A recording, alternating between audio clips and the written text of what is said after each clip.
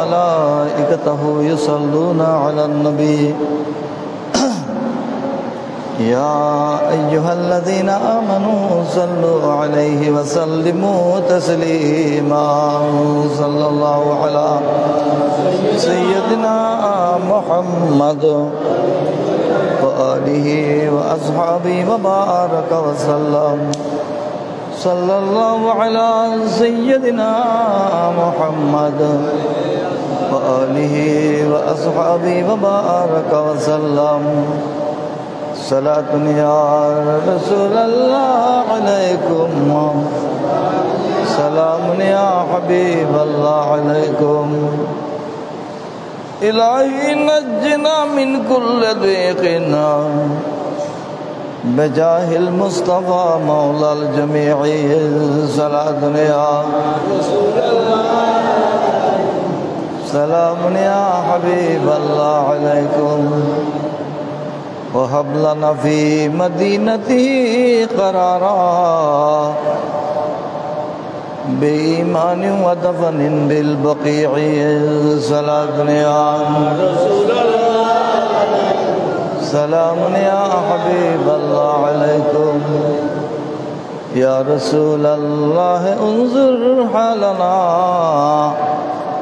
يا حبيب الله اسمع قالنا صلاة يا رسول الله سلام يا حبيب الله عليكم إننا في بحر هم مغرقون خذ يدي سهل لنا أشكالنا صلاة يا رسول الله عليكم سلام يا حبيب الله عليكم بسم الله الرحمن الرحيم إن أول بيت وضع للناس للذي ببكة مباركا وهدى للعالمين فيه آيات بينات مقام إبراهيم ومن دخله كان آمنا ولله على الناس حج البيت من استطاع إليه سبيلا صدق الله مولانا العظيم وصدق رسول النبي الكريم رب صل وسلم وبارك عليه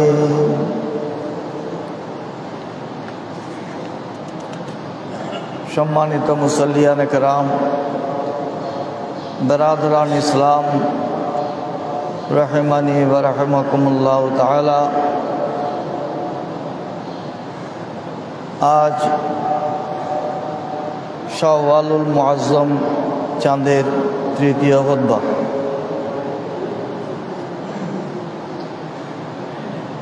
মহান রব্বুল আলমিনের দরবারে লাখো কোটি শুকরিয়া যে আল্লাহ পাক জাল্লা শানহু দয়া করে মেহেরবানি করে আমাদের হায়াতের মধ্যে বরকত দিয়েছেন, রিজিকের মধ্যে বরকত দিয়েছেন, সুস্থতার সাথে হাটাজারি উপজেলাধীন ফতেহপুরস্থ হযরত হাসিমস্তান রহমতুল্লাহ আলাই মাজার সংলগ্ন ফকিরা জামা মসজিদে পৌঁছে জুমার নামাজে অংশগ্রহণ করার তৌফিক দিয়েছেন। আলহামদুলিল্লাহ।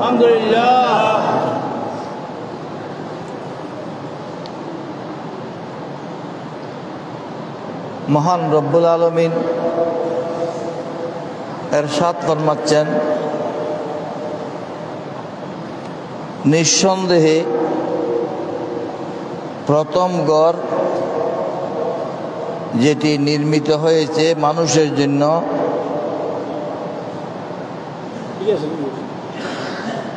মক্কায়ে মুআজ্জামায়,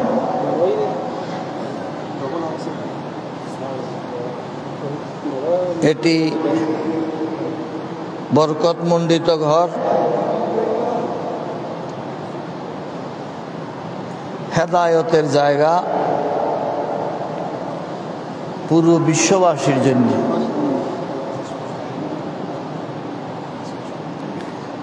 এই ঘরে মহান রব্বুল আলমিনের কুদরতের নিদর্শন রয়েছে, যা মকামে ইব্রাহিম নামে খ্যাত, মকামে ইব্রাহিম হিসেবে পরিচিত।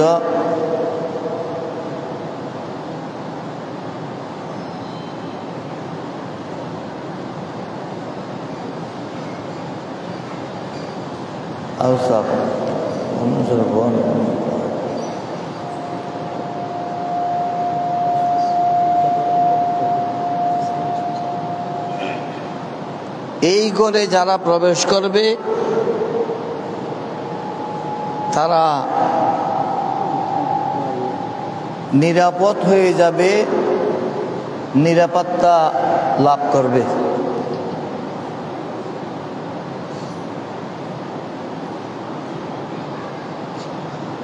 আল্লাহর সন্তুষ্টির জন্যে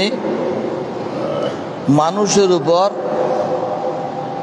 এই ঘরের হজ করা ফরজ। যারা ওই পর্যন্ত পৌঁছার সামর্থ্য রাখে, সক্ষমতা রাখে। এই হলো আয়াতের শাব্দিক অনুবাদ। মোট কথায় আজকের খুতবায় হজের আলোচনা হয়েছে।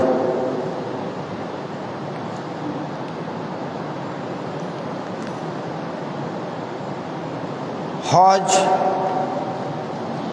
মুসলমানের জীবনে অন্যতম ফরজ। নামাজ, কালেমা, নামাজ, রোজা, হজ, যাকাত। আমরা সেভাবে বললেও ধারাবাহিকতা হলো কালেমা, নামাজ, যাকাত, রোজা, হজ।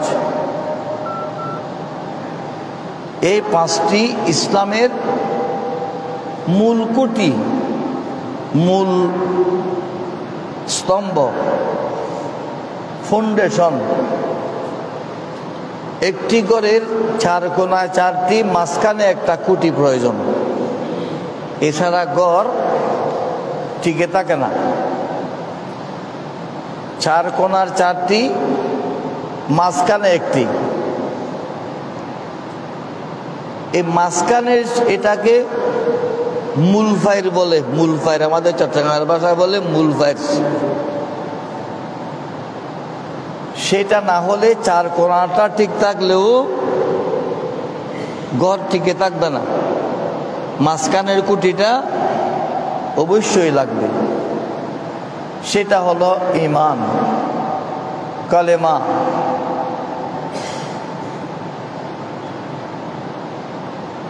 মুসলমান কালেমা পড়ার পর তার উপর সবচেয়ে গুরুত্বপূর্ণ ফরজ হলো নামাজ। নামাজ ধনী, দরিদ্র, রোগাক্রান্ত, সুস্থ, এমনকি যদি বস্ত্রহীন হয়, কাপড় চোপড় না থাকে, উলঙ্গ অবস্থায়, সে সময়ও নামাজ ফরজ। নামাজের মধ্যে কোনো ছুটি নেই। সুবহানাল্লাহ। তা আপনারা বলবেন যে 17 টাকা ফরজ, 17 ডাকতে না পারলে নামাজ পড়বো কি করে? কাপড় যদি না থাকে, সমুদ্রে বা নদীতে নৌকা সম্মান জাহাজ অ্যাক্সিডেন্ট হলে যদি পানির স্রোতে আমার কাপড় চোপড় সব চলে যায়, আমি বিবস্ত্র হয়ে পড়ি, নামাজের সময়ও হয়ে গেছে, কারো থেকে কাপড় খুঁজে নেব সেই ব্যবস্থাও নাই, তখনও কিন্তু নামাজ ফরজ আছে। সুবহানাল্লাহ। নামাজ তখনও পড়তে হবে। পানি পাওয়া গেলে উযু করতে হবে, পানি পাওয়া না গেলে তায়াম্মুম করতে হবে। কিবলা যদি না চিনি, কিবলা কোন দিকে যদি নির্ণয় করতে না পারি, যেহেতু কেউ নেই, আমার মন যেদিকে সাক্ষী দে সেদিকে কিবলা মনে করে তারপরও নামাজ পড়তে হবে। সুবহানাল্লাহ। দেখা গেল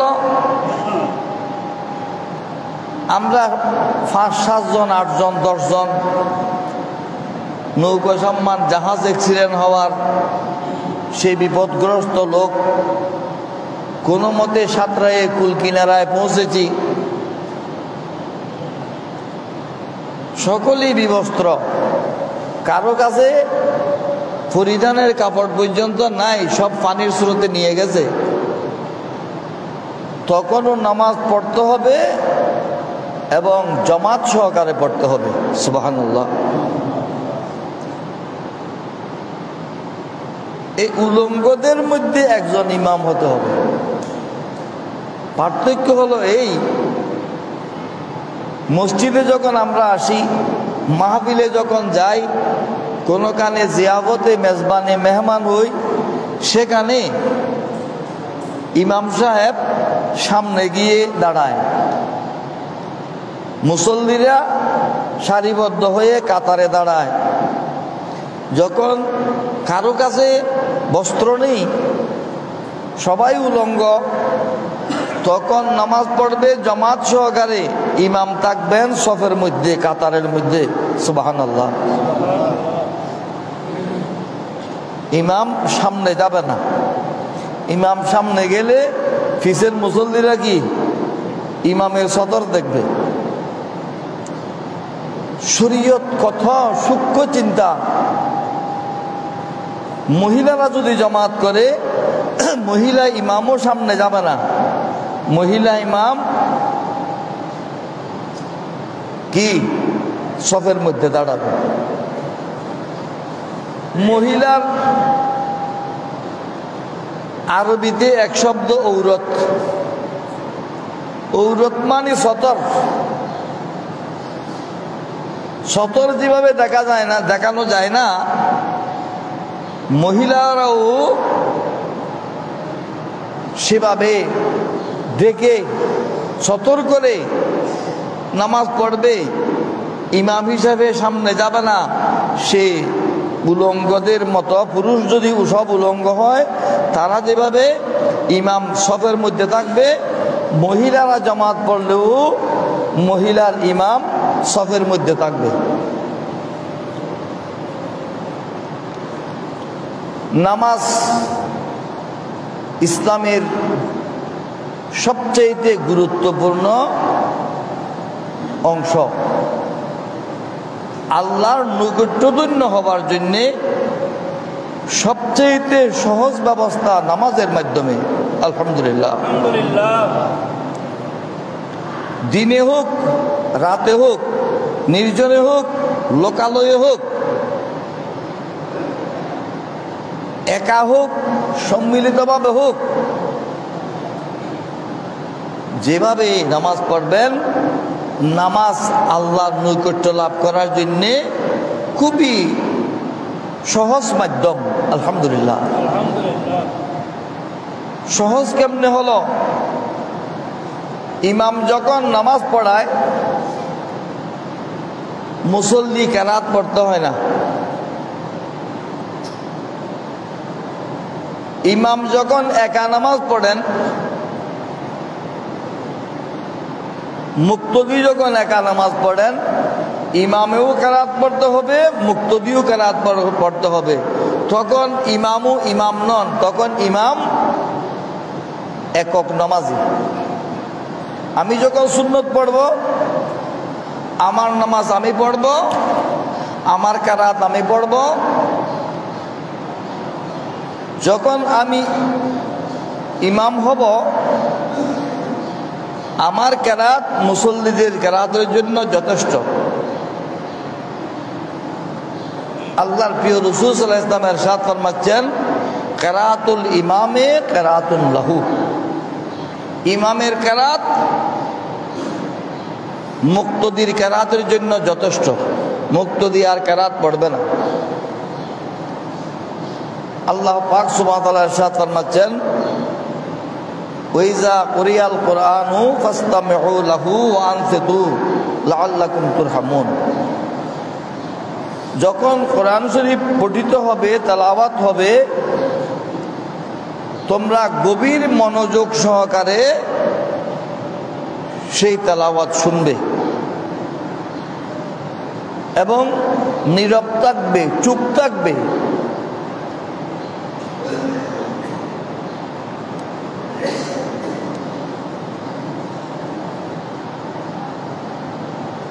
সাহাবায়ে কেরামের মধ্যে কিছু লোক হুজুরের সাথে তারাও কেরাত পড়ত। হুজুর সাল্লাল্লাহু আলাইহি ওয়াসাল্লাম কেরাত পড়তেছেন, মুসল্লিরাও কেরাত পড়তেছেন। আজকাল আহলে হাদিস একটা ভ্রান্ত সম্প্রদায় আত্মপ্রকাশ করেছে। এগুলোকে আমরা আহলে খবিস বলি, নাম দিয়েছে আহলে হাদিস, আসলে আহলে খবিস। তারা দলিল দিয়ে হাদিস শরীফের মধ্যে আছে, লা সালাতা ইল্লা বিফাতিহাতিল কিতাব,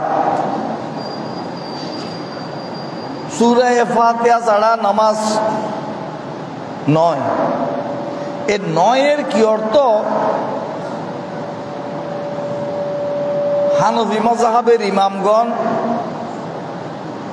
উসুলে ফিকহের কিতাব উসুলে 60 থেকে একেবারে উপরের দিকে নুরুল আনওয়ার, উসুলে বজদবি বা ইত্যাদি ইত্যাদি সব কিতাবে একই কথা, এটা নফিয়ে কমাল। সূরা ফাতিহা না পড়লে নামাজ পরিপূর্ণ হবে না।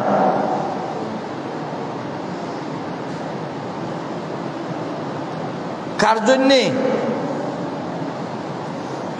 যে একা নামাজ পড়ে তার জন্য। যেহেতু আমার রাসূল ইরশাদ করেছেন, ইমামের কেরাত মুক্তদির কেরাতের জন্য যথেষ্ট, তাহলে ইমাম সূরা ফাতিহা যখন পড়তেছে এটাও কেরাত, আলাম তারা পড়তেছে সেটাও কেরাত, ও তিনি পড়তেছে সেটাও কেরাত। ইমাম যখন কেরাত পড়বে, মুক্তদি আর কোনো কেরাত পড়বে না।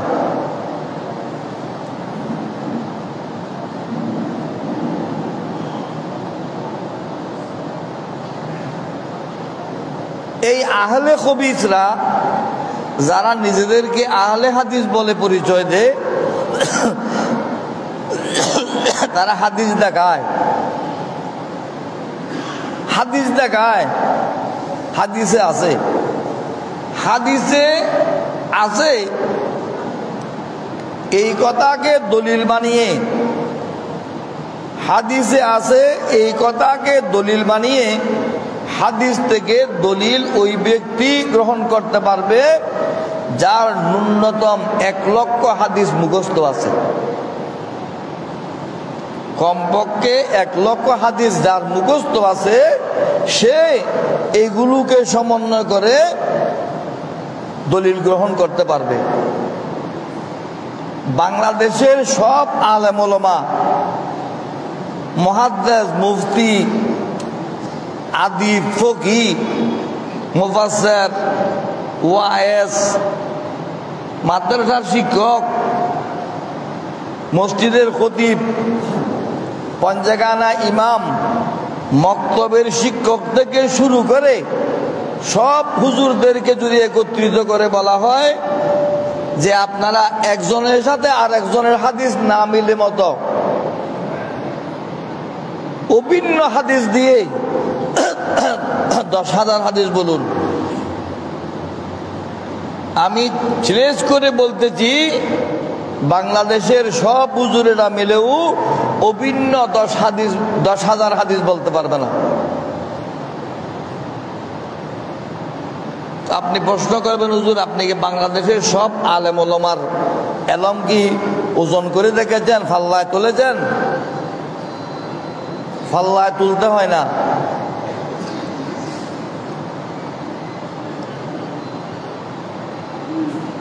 ডেক্সির মধ্যে যে ভাতগুলো দেয়া হয়েছে 100 চালের, 200 চালের, 500 চালের, সবগুলো টিপে দেখতে হয় না। একটা দুইটা টিপে দেখলে বুঝা যায় ভাতগুলো সিদ্ধ হয়েছে কিনা, ঠিক কিনা।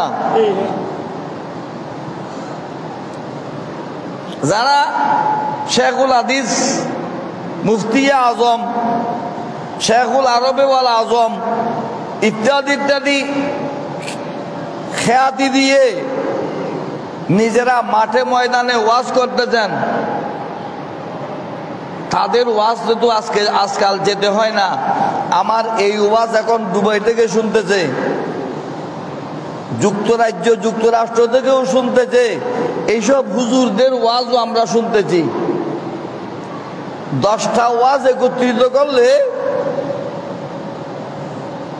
দেখা যায় এই 10টা ওয়াজের মধ্যে সব মিলে হাদিস পড়েছে 2টা বা 3টা। এছাড়া মাদ্রাসার ভালো শিক্ষক যারা আছেন, চট্টগ্রামই বাংলাদেশে এলমের উর্বর ভূমি। বাংলাদেশে চট্টগ্রামই এলমের উর্বর ভূমি। সেটা সুন্নিদের মধ্যে হোক, ওহাবিদের মধ্যে হোক। ওহাবিদের মধ্যেও চট্টগ্রামের আলেমের চেয়ে ভালো আলেম তাদের নাই। সুন্নিদের মধ্যে তো নাই, এটা চ্যালেঞ্জ করে বলা যাবে। এইসব হুজুরদের এলমি যোগ্যতা মাঠে ময়দানে দেখতেছি। সেই প্রেক্ষিতে আমি নিশ্চিতভাবে বলতে পারবো 10,000 হাদিস, অভিন্ন হাদিস এই পুরো দেশের আলেম ওলামারা বলতে পারবে না। তাহলে তারা সরাসরি হাদিস থেকে দলিল গ্রহণ করবেন কি করে? আমি এই কথাটা আলেমদেরকে খাটো করছি না। আমি কয়টা হাদিস জানি, আমি তো নিজেকে চিনি। আমি আমাকে চিনি না। আমার কত লক্ষ হাদিস মুখস্থ আছে আমি জানি না। আপনি মনে করতে পারেন আমি একেবারে বিখ্যাত হাদিস বিশারদ, তা আপনি মনে করতেছেন যে মাদ্রাসায় যখন শিক্ষকতা করেছি, বারান্দা দিয়ে আমি হাঁটলে অন্য শিক্ষকের কণ্ঠ থেমে গেছে, স্তব্ধ হয়ে গেছে, কণ্ঠস্বর ছোট হয়ে গেছে। কিন্তু আমিও তো কত হাদিস জানি, কত লেখাপড়া জানি, সেটা আমার ব্যাপারে তো অন্তত আমার ধারণা আছে। আমাদের ছাত্ররা যখন, বা ছাত্রদের ছাত্র বা ছাত্র পর্যায়ের ছাত্র, বিভিন্ন মাদ্রাসার বড় বড় চ্যালেঞ্জ করা আলেমরা নিজেদেরকে দেখাচ্ছেন, তাদের এলমি যোগ্যতা মানদণ্ড বেশার কম এই বন্দার জানা আছে। অতএব আমি বলবো সরাসরি হাদিস থেকে দলিল গ্রহণ করে দলিল দেবেন এমন যোগ্য আলেম এই দেশে নেই। সেটা আমার কথা নয়, শাহ ওলিউল্লাহ মুহাদ্দিস দেহলভী রহমতুল্লাহ আলাইহির কথা, যে হযরতে জালালউদ্দিন সুয়ুতী রহমতুল্লাহ আলাইহির পর এই দেশে আর কোন লক্ষাধিক হাদিসের হাফেজ সৃষ্টি হয় নাই। সুবহানাল্লাহ।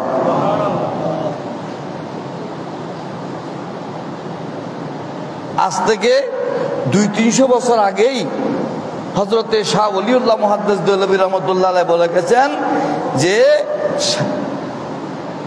হাফেজুল হাদিস আল্লামা জালালউদ্দিন সুয়ুতী রহমতুল্লাহ আলাইহির পর লক্ষাধিক হাদিসের হাফেজ আর তৈয়ার হয় নাই।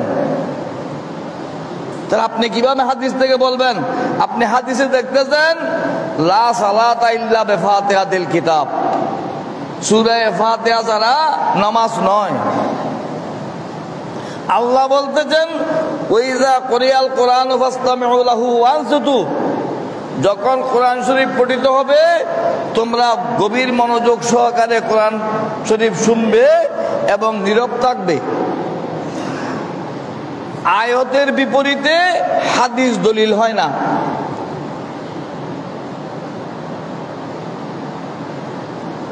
এই যে কোরআন শরীফ পড়ার সময় নীরব থাকতে বলা হয়েছে, এই আয়াত নামাজের জন্য, এই আয়াত নামাজের জন্য।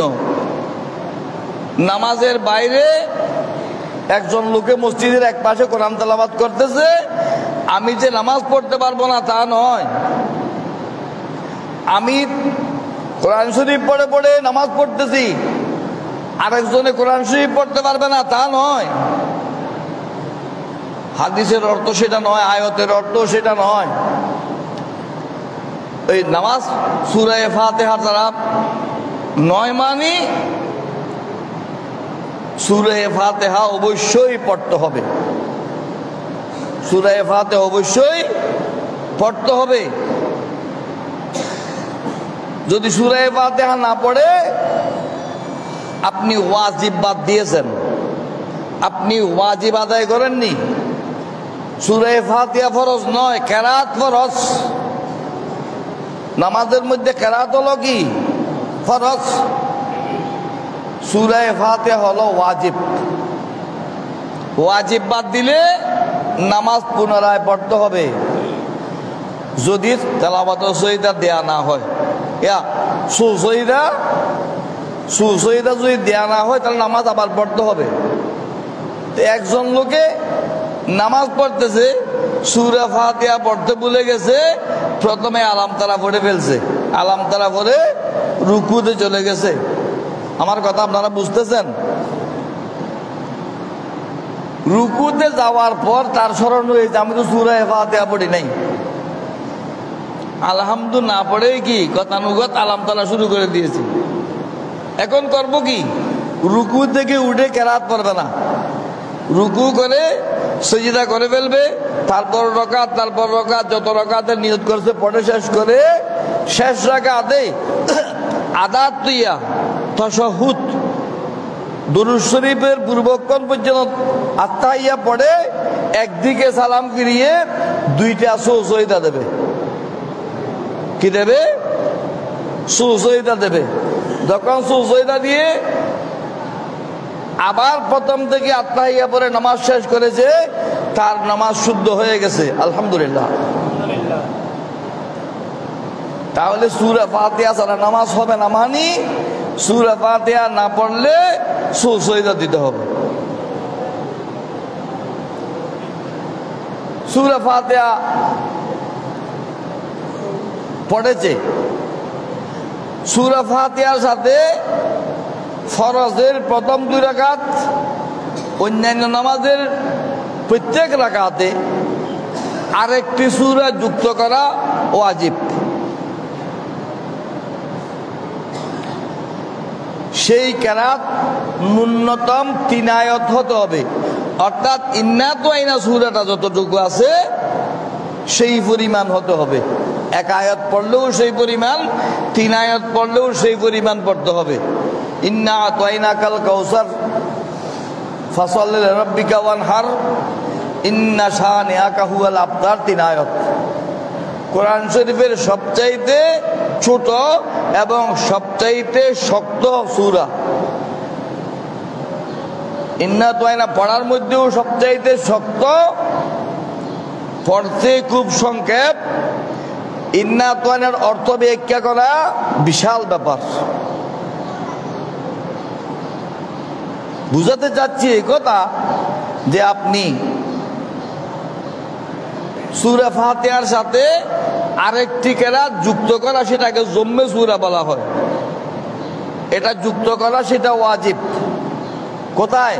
ফরজের প্রথম 2 রাকাতে, অন্যান্য সব নামাজের প্রত্যেক রাকাতে।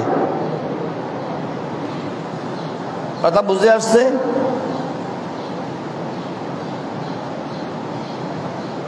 কিন্তু দেখা যাচ্ছে আসরের নামাজের সময় প্রায় শেষ হয়ে যাচ্ছে, সূর্য অস্ত যাচ্ছে, ডুবে যাচ্ছে, আমার হাতে সময় নাই, অথবা আমি 5 স্টেশনে নামাজ পড়তে নিয়ত করেছি, আমার ট্রেন চলে যাবে বা বাস চলে যাবে, নামাজ শেষ করে পাবো না, আমি তাড়াতাড়ি করে পড়তে হবে, তখন ফরজের শেষ 2 রাকাতে সূরা ফাতিহা না পড়লে, শুধু সুবহানাল্লাহ পড়লেও 3 বার নামাজ হয়ে যাবে। আলহামদুলিল্লাহ। এটা অনেক হুজুরেরাও এটা অনেক সময় দ্বিমত পোষণ করেন। আমি পুরো দুনিয়াতে পরিচিত কিতাব, ওয়াহাবি সুন্নি সব মাদ্রাসায় পাঠ্যভুক্ত কিতাব আল কুদুরি, এই কুদুরি কিতাবের মধ্যে কেরাতের বর্ণনায় আছে ওয়া খুয়্যিরা ফির রাকাতাইনিল উখরায়াইনি আন ইয়াকরা আল ফাতিহাতা আও ইউসাব্বিহা আও ইয়াসকুত। ফরজের শেষ 2 রাকাতে ইখতিয়ার আছে, ইখতিয়ার দেয়া হয়েছে, খেয়ার ওয়া খুয়্যিরা, ইখতিয়ার দেয়া হয়েছে যে সে চাইলে সূরা ফাতিহা পড়বে, অথবা 3 বার তাসবিহ পড়বে, অথবা 3 তাসবিহ পরিমাণ নীরব থাকবে, তারপরও নামাজ হয়ে যাবে। আলহামদুলিল্লাহ। যেমন মনে করেন নামাজের সময় চলে যাচ্ছে, সূর্য ডুবে যাচ্ছে, আমি তাড়াতাড়ি শেষ করতে হচ্ছে, আমি 2 রাকাত থেকে দাঁড়িয়ে 3য় রাকাতে সুবহানাল্লাহ সুবহানাল্লাহ সুবহানাল্লাহ 3 বার পড়ে আল্লাহু আকবার করে রুকুতে চলে গেলাম, অথবা এই 3 তাসবিহ পরিমাণ নীরব থাকলাম, তারপরও নামাজ হয়ে যাবে। এই যে এতগুলো ব্যাখ্যা সাপেক্ষ বিষয় যেই আলেমের জানা নাই, সে ফতোয়া দেওয়ার অধিকার রাখে না। ওয়াহাবি মাদ্রাসায় এটা পাঠ্যভুক্ত, সুন্নি মাদ্রাসায় এটা পাঠ্যভুক্ত আল কুদুরি। বুঝছো না তোমরা? বুঝছো না? ওয়া খুয়্যিরা ফির রাকাতাইনিল উখরায়াইনি আন ইয়াকরা আল ফাতিহাতা আও ইউসাব্বিহা আও ইয়াসকুতা। তাহলে সূরা ফাতিহা নামাজের মধ্যে বাধ্যতামূলক। এই জন্যে এই আহলে খবিস যারা নিজেদেরকে আহলে হাদিস বলে, তারা ফতোয়া দিয়ে থাকে ইমামের পিছনেও সেটা পড়তে হবে, ইমামের পিছনে পড়তে হবে। সেটা হানফি মাযহাবের ফতোয়া নয়, এটা শাফি মাযহাবের মধ্যে আছে। আপনি বিতির পড়লেন হানফি মাযহাব মতে, ফরজ পড়লেন শাফি মাযহাব মতে, আপনার অর্ধেক গরু অর্ধেক ছাগল, আপনার নাম পাগল, ঠিক কিনা? হানফি হলে পুরো হানফি মাযহাব মতে সবকিছু করতে হবে, শাফি হলে সবগুলো শাফি মাযহাব মতে করতে হবে। 4 মাযহাবের যে কোনো এক মাযহাবকে অনুসরণ করে চলতে হবে। 2019 সালে মক্কা শরীফে সাতকানিয়ার এক প্রবাসী আমার কাছে জিজ্ঞেস করলেন, হুজুর একটা জিনিস জানতে চাই। জি বলুন।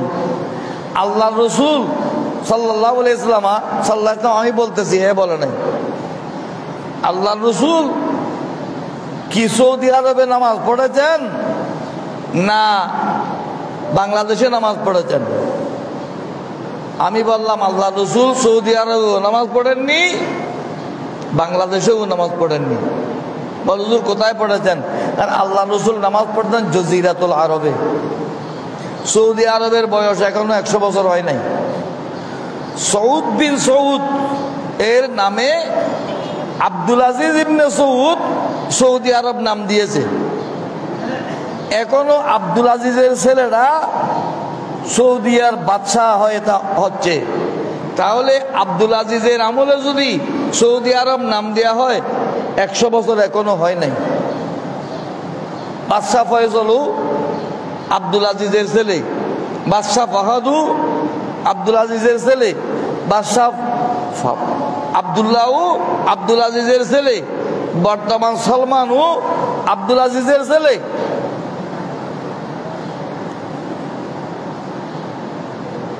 আল্লাহ রসুল নামাজ পড়েছেন জজিরাতুল আরবে, আরব দেশে। মক্কা শরীফ, মদিনা শরীফ, তায়েফ, খাইবর, হুনাইন, তবুক, এই সব জায়গায় আল্লাহ রসুল নামাজ পড়েছেন। আপনি কি বলতে চাচ্ছেন সেটা বলুন। বলুন, নামাজ কি বাংলাদেশেরটা শুদ্ধ না এই দেশেরটা শুদ্ধ? আমি বললাম বাংলাদেশেরটা শুদ্ধ। কেন হুজুর? এগুলো আহলে খবিসদের জন্য বলতেছি যে আপনারা না বুঝলেও বিরক্ত হবেন না। এই কণ্ঠ, এই ওয়াজ বিভিন্ন দেশে চলে যাচ্ছে।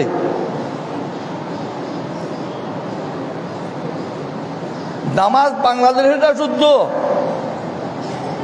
হুজুর কেন? আল্লাহ রসুল তো নামাজ এই দেশে পড়েছেন। আচ্ছা, আপনি কোনখানে থাকেন? বলে আমি মক্কা থাকি। এরা মক্কা শরীফ বলে না, মদিনা শরীফ বলে না, মক্কা মদিনা বলে। ওখানে যারা থাকে কি বলেন? তার নানার বাড়ির মতো। নানার বাড়ি যেভাবে শরীফ বলে না, মক্কা শরীফ বলে না ওরা। আমি বললাম আপনি মক্কা শরীফ থাকেন, হেরম শরীফেও তারাবির নামাজ হয়, থাইসির মসজিদেও তারাবির নামাজ হয়, ঠিক আছে? আছে। ওই অমুক জায়গায় আরো কয়েকটা বললাম, সবখানে আরো তারাবির নামাজ হয়। হয়, ঠিক আছে? বলে ঠিক আছে। হেরম শরীফে তারাবির নামাজ পড়ে 20 রাকাত, ঠিক নেই? বলে ঠিক। মদিনা শরীফের হেরম, মক্কা শরীফের হেরম, এই দুই হেরমাইন শরীফ আইনে তারাবির নামাজ পড়ে কয় রাকাত? 20 রাকাত। বাংলাদেশে পড়ে 20 রাকাত। তাইসির মসজিদে পড়ে 8 রাকাত। এখন আপনি বলুন, নামাজ কি হেরমেরটা শুদ্ধ না তাইসির মসজিদেরটা শুদ্ধ? আর কথা বলো না, বলুন না। আনফারা আইনুল্লাহ লেখাপড়া আর 3 পাইলে কলম ডের গিলে খন ইসলাম বুঝতে না। কোন ইসলাম বুঝতে চান?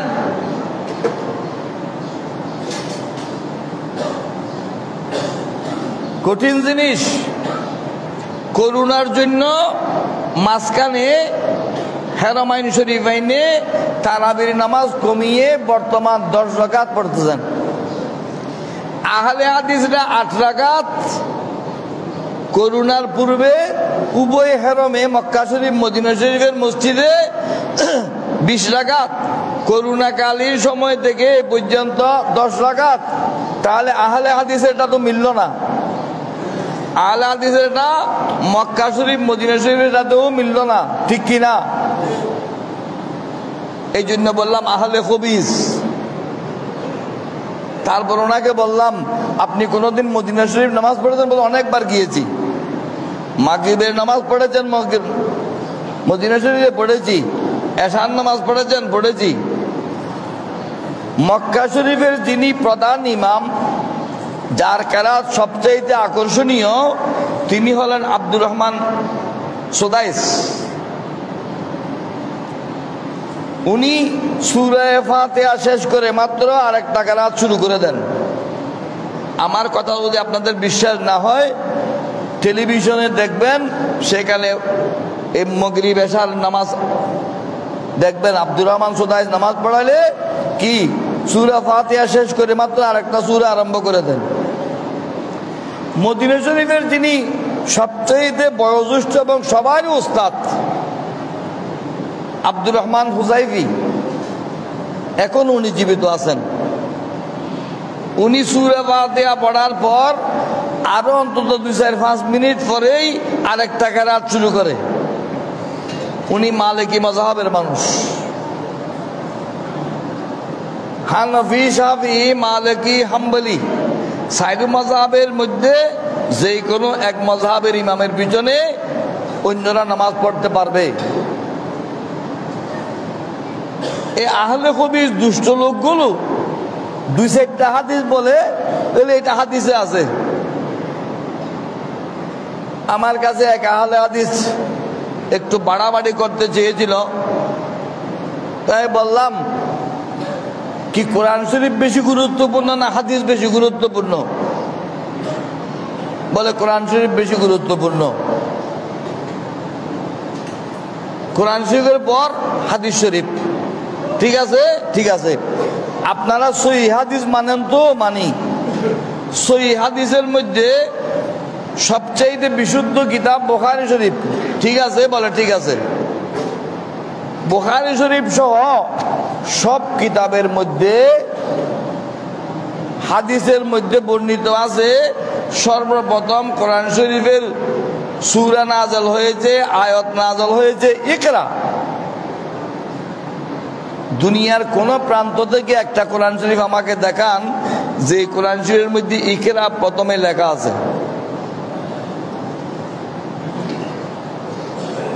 আপনি যখন সহিহ হাদিস মানেন, আপনি তো কোরআন শরীফ মানতে পারবেন না। কোরআন শরীফের প্রথম সূরা তো সূরা ফাতিহা। সহিহ হাদিসে তো বলতেছো কোরআন শরীফের প্রথম ইকরা। বুখারী শরীফের হাদিসের মধ্যে সহিহ হাদিস হযরত সাঈদ ইবনে মুআল্লা রাদিয়াল্লাহু আনহু থেকে বর্ণিত সূরা ফাতিহা দুইবার নাযিল হয়েছে। যদি হাদিস যদি সহিহ হয়, আপনার কোরআন শরীফে সূরা ফাতিহা একবার লেখা হয়েছে কেন? সূরা ফাতিহা দুইবার নাযিল হলে দুইবার লাগবেন না? আর বলতে পারে না মানুষ মুসল আনফারা আইনুল্লাহ মূর্খ হাদিস দেখাইতে আসছো। হাদিস বুঝো? এইসব হতভাগা বদনসিবরা আমাদের তরুণদেরকে, কিছু সংখ্যক জ্ঞান পাপী টেলিভিশন নির্ভর শিক্ষিতদেরকে এরা টেলিভিশনের কে ওস্তাদ মানে, টেলিভিশনকে কি মানে? ওস্তাদ মানে। এই টেলিভিশনের ছাত্ররা এইগুলো হাদিস দেখায়। বাংলাদেশের বড় বড় লোক, শিক্ষিত বিভিন্ন পদস্থ লোক, সরকারি বেসরকারি বড় বড় পদের লোকেরা হাদিসের কথা শুনে পথভ্রষ্ট হচ্ছে। এই জন্য এইগুলা বলা আমাদের উপর এখন অপরিহার্য হয়ে পড়েছে। হাদিস হাদিস বোঝার জন্যে যেই ব্যাপক এলমের প্রয়োজন, যতগুলো হাদিস জানার দরকার, সেই কাম্য হাদিসের জ্ঞান এইসব হুজুরের মধ্যে নাই, এইসব আলেমদের মধ্যে নাই। একবার এক আহলে হাদিস মুহাদ্দিসের সাথে আমার বৈঠক হয়েছিল 1996 সালে ঢাকা সাত হোটেলে। তো আমাদের একজন বন্ধু ওনাকে বলছে, আপনারা একজন হানফি একজন আহলে হাদিস, আপনারা একটু কিছু কথা বলেন, আমরা একটু শুনি।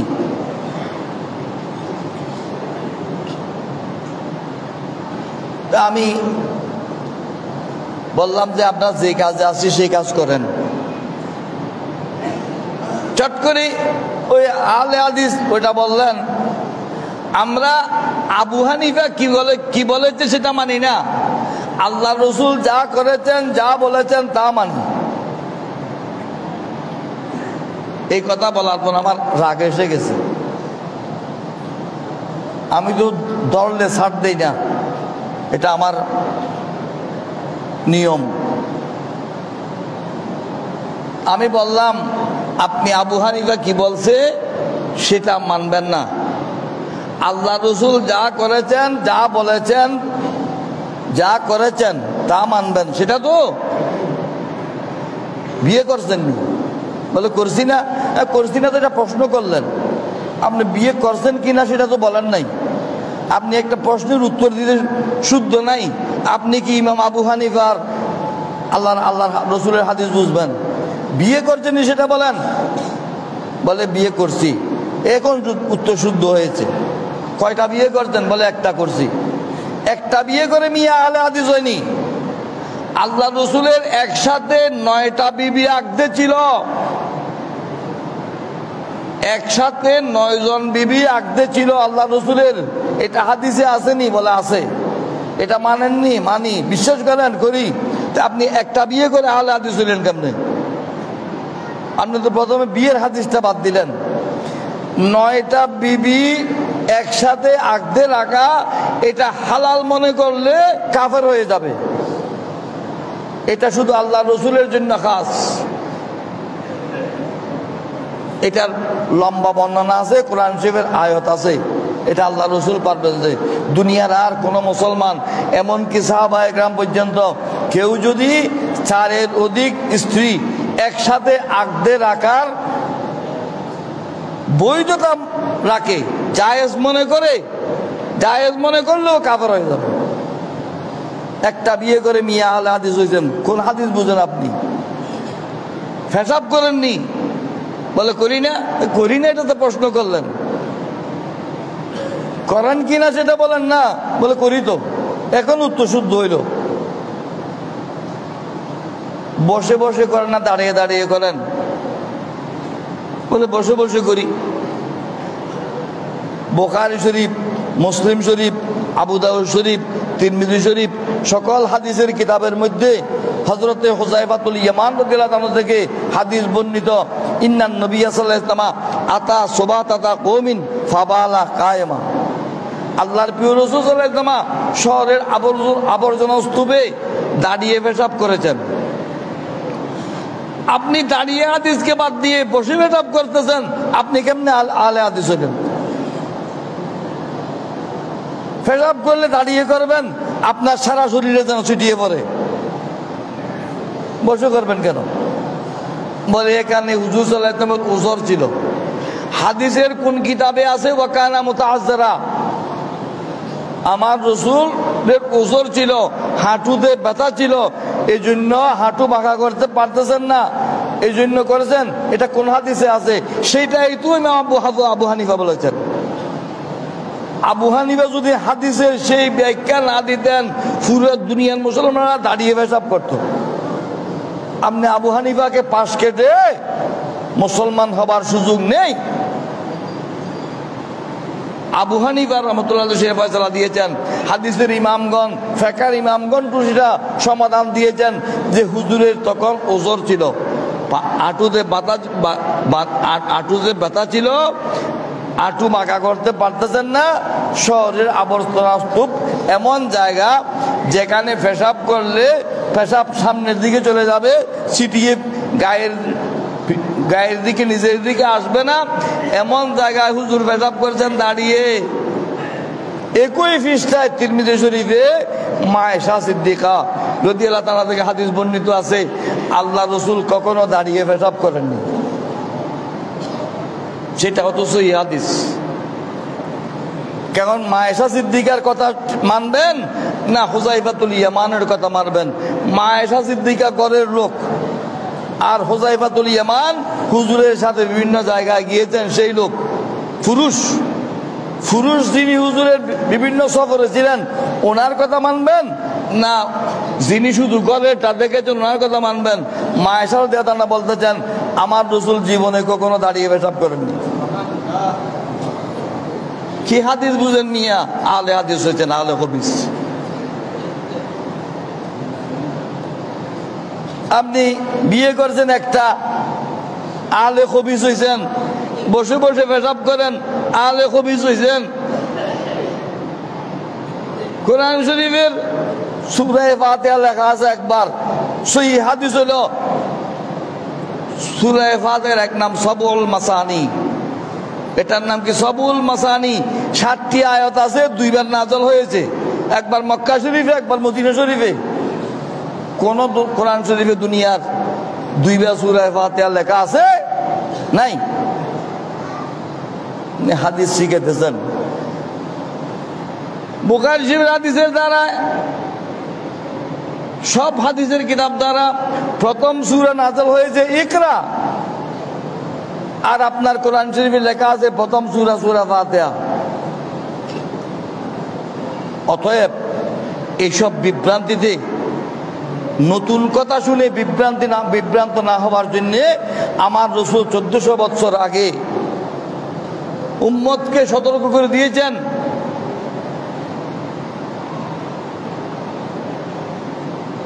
30 জন দুঃখদাজ্জাল আসবে, আসল দাজ্জাল আসার আগে 30 জন দুঃখদাস বেলাতে মিথ্যা দাজ্জাল, দাজ্জালুনা কাযাবুনা ইয়াতুনাকুম বিআহাদিসা বিমা লা তাসমাউ আনতুম লা আবাকুম ফাইয়াহুম লা ইউদিল্লুনাকুম ওয়া লা ইফতিনুনাকুম। কিছু মিথ্যুক দাজ্জাল আসবে, তারা তোমাদেরকে এমন এমন হাদিস শোনাবে যে হাদিস তোমাদের বাপদাদা পূর্বপুরুষরা কোনোদিন শুনে নাই, এমন কথা বলে তোমাদেরকে গোমরা করবে। অতএব আহলে হাদিসের কথায় কান না দেওয়ার পরামর্শ দিয়ে শেষ করছি। আসসালামু আলাইকুম ওয়া রাহমাতুল্লাহি ওয়া বারাকাতুহু।